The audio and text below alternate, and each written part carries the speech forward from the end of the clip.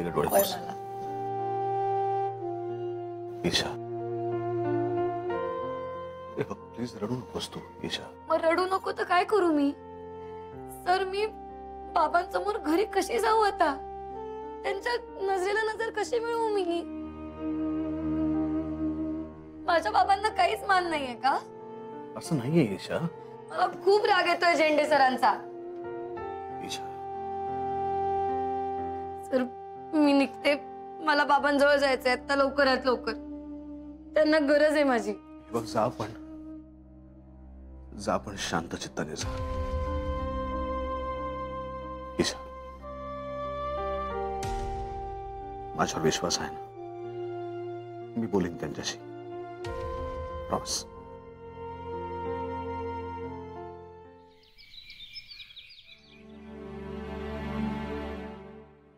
चहा तरी घ्या.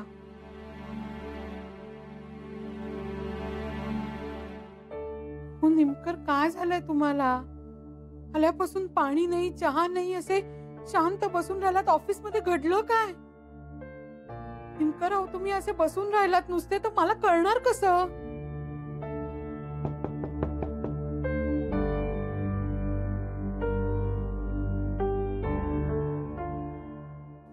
बाबा बाबा बाबा तुम्ही कसे आहात? बाबा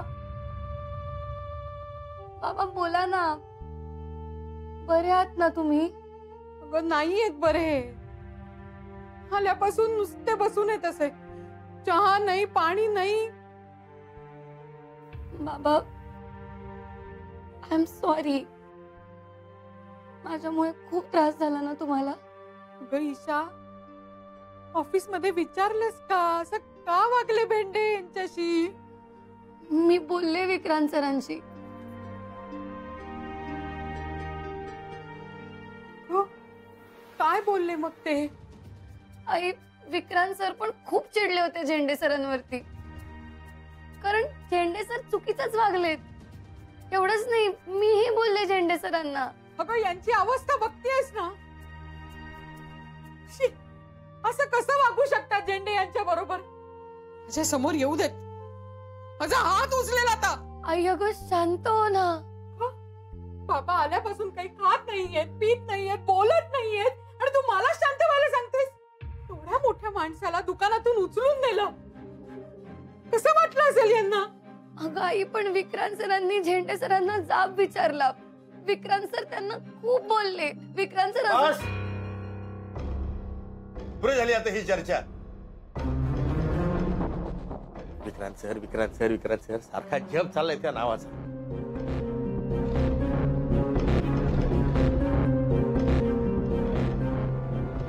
काय नातं आहे ग तुझं आणि ते विक्रांत सरांचं?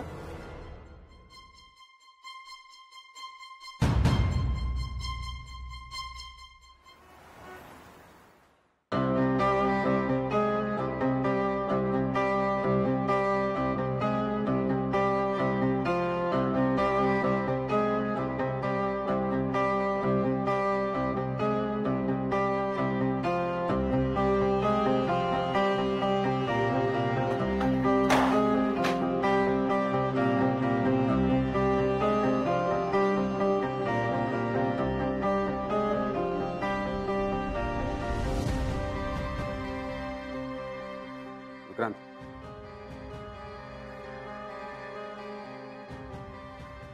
तुझ्याकडून एक मुस्कुरात खाल्ली. आता निमकरांसाठी हा माफीनामा.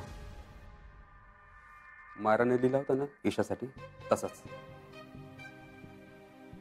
आपल्या कंपनीचा रूल म्हणजे रूल. म्हणजे निमकर आपल्या कंपनीत काम करत नसले तरी काही प्रॉब्लेम नाही. तुझ्यासाठी मी त्यांची माफी मागायला तयार आहे. एवढं पुरे आहे ना विक्रांत? हे घे, तू निमकरांना दे. झालं मग, नो टेन्शन. घे प्लीज.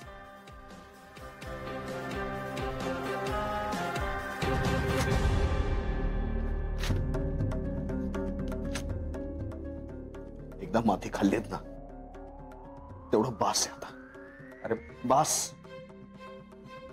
तुझे केलेस ना विलास, आयुष्यभर मला निस्तरावं लागणार आहे. तू बास. मला सांग, मी काय करू सांग मला. तू काही करायचं नाहीस. आता यापुढे जे काही करायचं ना ते मी करेन.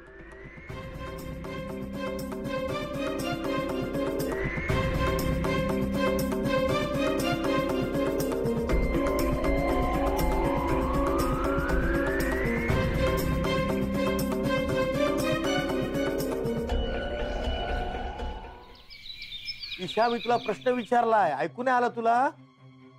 मी तुला विचारलंय की तुझं आणि विक्रांत सरांचं काय नातं आहे? तुम्ही मला हा प्रश्न का विचारताय आज एकदम? का विचारतोय? ते तू मला विचारतेस? लाज नाही वाटत? नशीब समज हा प्रश्न आज मी तुला विचारलाय. उद्या बाहेरचा प्रत्येक माणूस तुला हे विचारेल, तुझा आणि विक्रांत सरंजामेचा काय संबंध आहे? तेव्हा काय उत्तर देणार आहेस तू? ईशा, अगं जरा डोळे उघड आणि बाहेर बघ काय वातावरण येते. पण बाबा बाबा तुम्ही नक्की कशाबद्दल बोलताय?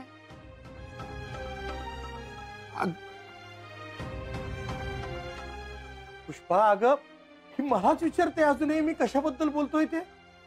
स्वतः नको ते वागायचं आणि ईशा, बाबांना काय ते स्पष्ट सांगून टाक ना. अगं आई, पण बाबा माझ्यावर एवढे का चिडलेत हेच मला नाही कळत आहे. नेमकं राऊत, तुम्ही सुद्धा स्पष्ट विचारा ना एकदा तिला.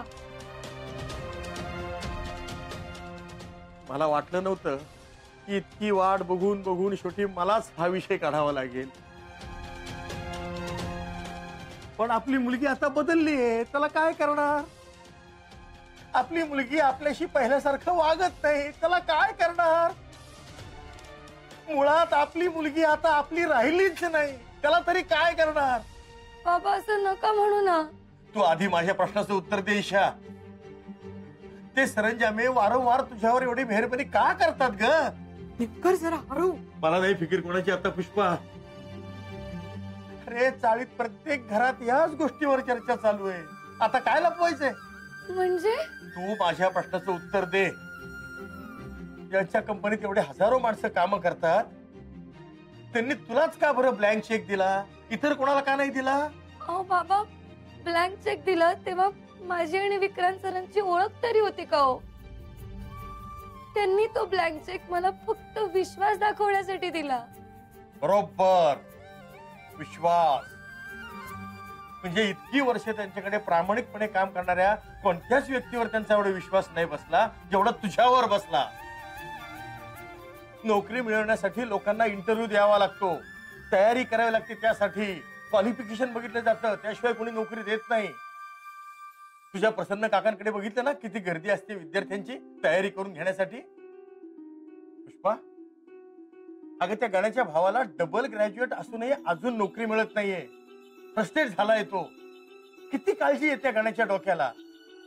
आणि तुला तुला लगेच नोकरी मिळाली, ही डिग्री नसतं ना. कशी काय का? बोल ना, कशी मिळाली? अहो बाबा, विक्रांत सरांना मी कंपनीत जॉब करण्यासाठी योग्य वाटले आणि मी काम लवकर शिकीन, चांगलं शिकीन असा त्यांना विश्वास वाटला माझ्याबद्दल. विश्वास, परत तेच. अगं म्हणून काय तुला डिग्री नसताना नोकरी आणि प्रमोशन सुद्धा तुलाच का दिलं ग त्यांनी? आणि तेही अर्ध्या रात्री रद्द करून तुला परत आणण्यासाठी म्हणून स्वतः विक्रांत सर का आले ग? त्या ऑफिस मध्ये नाही ते आळ घेतले तुझ्यावर, तू नोकरी सोडलीस, पण पुन्हा ते ऑफिस तू जॉईन करावंस हा अट्टहास का धरला त्या विक्रांत सरंजामेने? आणि त्यासाठी तुला बोलवायला चक्क घरी आले ते. कमालच आहे नाही का? पुष्पा बघ आता काही बोलतीये का? कशी गप्प उभी आहे. नेमकर तुम्ही शांत व्हा, त्रास होईल तुम्हाला. होऊ दे. मला सांग, ऑफिस मध्ये डिपार्टमेंट हेड तुलाच का ग बनवलं त्यांनी? ऑफिस मधले बाकीचे सिनियर लोक नव्हते का? तुझ्यावर विशेष लोभ आहे त्यांचा. आपल्या घरी कितीतरी वेळा येऊन गेले तुझे ते विक्रांत सर, आणि तुझं त्या बिपिन रावांबरोबर ठरलेल्या लग्नामध्ये एवढा का ग इंटरेस्ट होता तुझ्या त्या विक्रांत सरांना? आणि मला सांग, असा कोणता एवढा मोठा बिझनेसमॅन आहे की जो आपल्या कंपनीतल्या अगदी लहानातल्या लहान एम्प्लॉईच्या घरी सारखा ये जा करतो? निमकर, पुष्पा अगं लहान आहे का ग ही? तिला कळत नाही. जगात कोणीही कोणासाठी उगाच काही करत नसतं, कळलं नाही शा? त्याची किंमत कधी ना कधी मोजावीच लागते, कारण प्रत्येक गोष्टी मागं प्रत्येकाचा काही ना काही स्वार्थ असतो. स्वार्थ.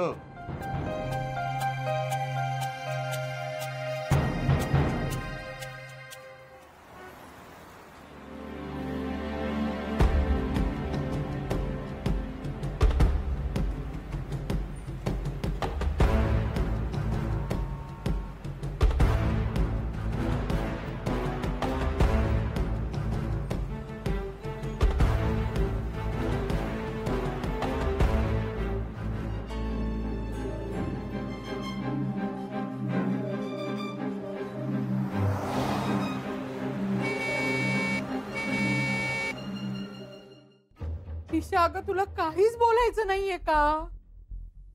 आई अगं, विक्रांत सरांचा काहीच स्वार्थ नाहीये, खरंच. मला माहितीये ग. तुला काय कळतंय ग? काय अनुभव आहे तुला जगाचा? तुझं वयाचे बोलण्याचं. कोणी थोडी काळजी केली, थोडा विश्वास टाकला की लगेच तुझ्या वयाच्या मुली पाहळतात. नाही हो बाबा, तसं नाहीये. अगं मग कसं आहे? मी आता जे बोललो त्यात काय चुकीचं आहे सांग? दे ना उत्तर. पटव मला, विक्रांत सरांनी सगळं का केलं ते. यामध्ये विक्रांत सरांचा काही स्वार्थ नव्हता, हे दे पटवून मला. बाबा ते वाईट नाहीये तो. मी चांगलं किंवा वाईट याबद्दल बोलतच नाहीये ईशा. मी तुला एक साधा सरळ स्वच्छ प्रश्न विचारला की तुझ्यामध्ये आणि विक्रांत सरांमध्ये काय नातं आहे? आता जर तू काही बोलली नाहीस ना तर मला फार त्रास होईल ईशा. खरं तर तू स्वतः होऊन मला हे सगळं कधीतरी सांगशील याची मी आजपर्यंत वाट बघत होतो, पण नाही, आता तुला बोलावंच लागेल. आता तुला बोलावंच लागेल. आता ह्या बापाचा अंत बघू नकोस ईशा. बाबा पण बाबा, अरे आपल्या बाबापासून काहीही कधीही न लपवणारी मुलगी आताच असं का वागते? का लपवते सगळं? बाबा त्या सरंजामेने तुला हेलिकॉप्टर मधनं का फिरायला नेलं?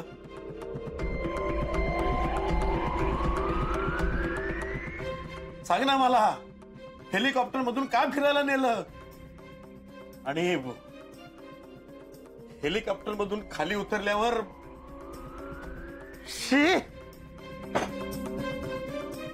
अगं ईशा, आता तरी बोल. बाबांनी तुला आणि विक्रांत सरंजामेंना एकत्र पाहिलंय.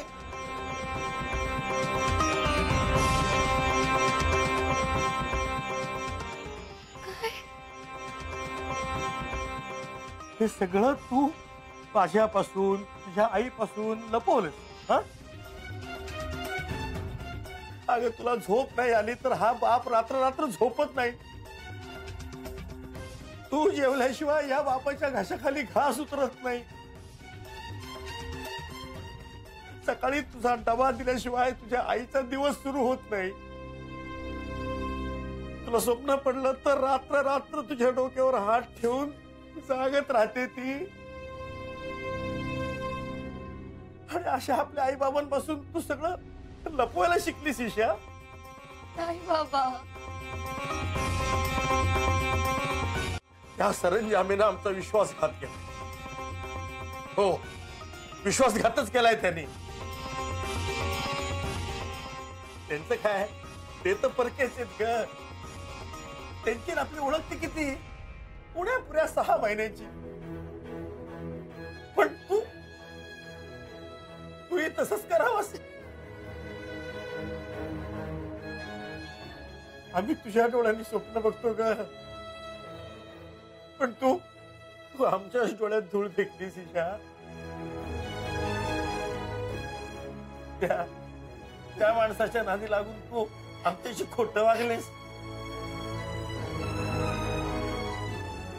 मेरी बेटी मेरा गुरूर था, पण सगळं सगळं धुळीला मिळवलं ईशा.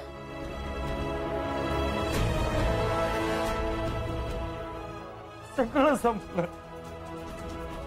मेरी बेटी तो मेरा गुरूर थी. अरे मेरी बेटी तो मेरा गुरूर थी.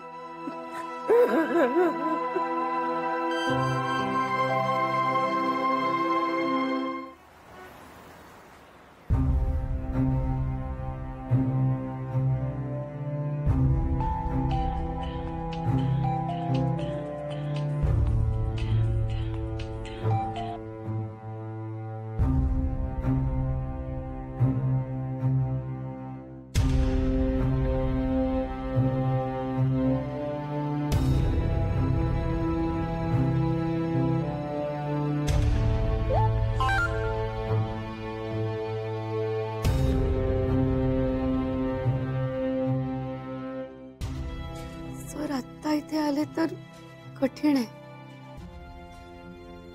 बाबा इतके संतापलेले आहेत की उरली सुरली आशा सुद्धा संपून जाईल.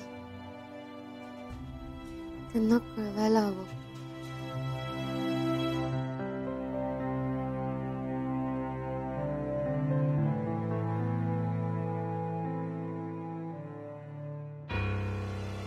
ईशा, इथे तुझे बाबा रडतायत आणि तू माफी माग त्यांची. बाबा बाबा तुम्ही नका ना रडू. ईशा माफी माग आणि म्हण की मी पुन्हा असं करणार नाही. विक्रांत सरंजामेन बरोबरचे सगळे संबंध मोडून टाकीन. आई अगं पण काय अगं ईशा, लोक वाटेल ते बोलतायत तुमच्याबद्दल. बदनामी होती आपली. आम्हाला सवय नव्हती ग याची. बाबांकडे बघ काय अवस्था झाली आहे त्यांची. ईशा, उठ बोल.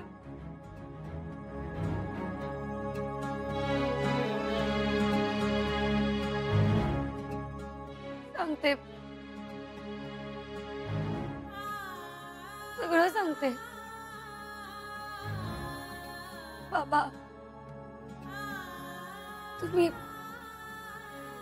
तुम्ही जे काही पाहिलं ना ते सगळं खरं होतं. तुम्ही तुम्ही जे काही पाहिलं ना ते सगळं खरं होतं.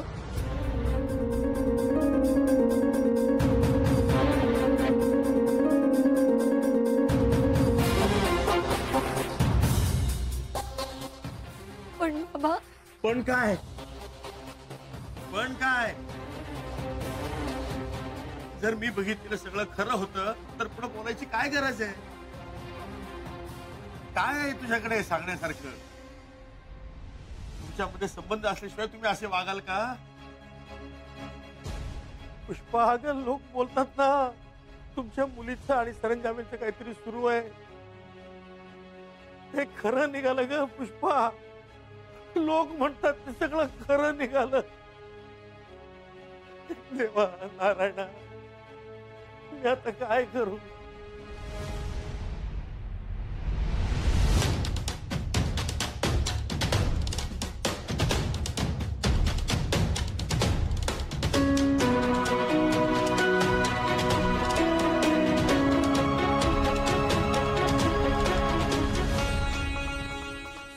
काय नातं आहे तुमच्यात?